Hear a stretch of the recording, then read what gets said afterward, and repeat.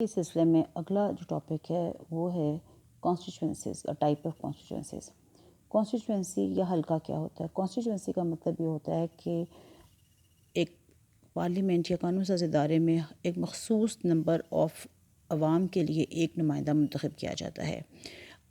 کسی بھی ملک کی ٹوٹل آبادی کو قومی اسمبلی کی سیٹوں پر تقسیم کر دیا جاتا ہے اور جو بھی تعداد نکلتی ہے اتنے لوگوں پر مشتمل ایک حلقہ بنا دیا جاتا ہے۔ حلقہ ایک علاقہ ہوتا ہے یا ایک حدود ہوتی ہیں جس کے اندر مخصوص نمبر آف لوگ یا مخصوص لوگوں کے جو تعداد ہے وہ رہتی ہے۔ کانسٹیچوئنسیز دو قسم کی ہوتی ہیں، سنگل ممبر کانسٹیچوئنسیز اور ملٹی ممبر کانسٹیچوئنسیز۔ سنگل ممبر کانسٹیچوئنسی وہ ہوتی ہے جہاں پر ایک حلقے سے ایک ہی نمائندے کا انتخاب کیا جاتا ہے، اگرچہ کہ انتخابات میں ایک سے زیادہ امیدوار حصہ لیتے ہیں اور کئی امیدوار بھی حصہ لے سکتے ہیں۔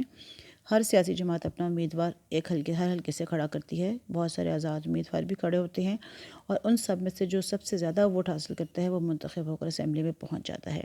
اس کو ہم سنگل ممبر کانسٹیچوئنسی کہتے ہیں۔ جبکہ جو ملٹی ممبر کانسٹیچوئنسی ہوتی ہے یا کثیر الرکنی حلقہ انتخاب ہوتا ہے، اس میں ایک جو حلقہ ہوتا ہے اس میں دو یا دو سے زیادہ جو نمائندے ہیں ان کا انتخاب کیا جاتا ہے۔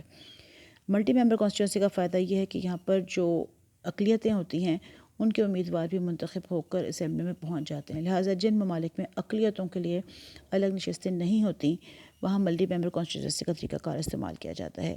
جہاں پر عموماً ایک ہی فرقے کی یا ایک ہی مذہب کی میجورٹی ہوتی ہے وہاں پر سنگل ممبر کانسٹیچوئنسی کا طریقہ کار بھی رائج ہو جاتا ہے۔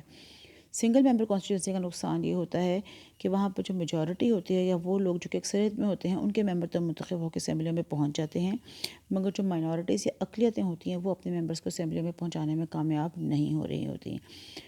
سنگل ممبر کانسٹیچوئنسی کہا جاتا ہے کہ جی کم خرچ ہوتا ہے، یہ لیس ایکسپینسو ہے، بہت اس پہ عمل کرنا آسان ہے، پھر اس کے ساتھ ہم کہہ سکتے ہیں کہ بہتر منتخب ہو کے آ جاتے ہیں، اور سب سے بڑی بات یہ کہ پولیٹیکل اسٹیبلٹی ہوتی ہے، جو بھی رکن ہوتا ہے وہ اکثریت کا نمائندہ ہوتا ہے۔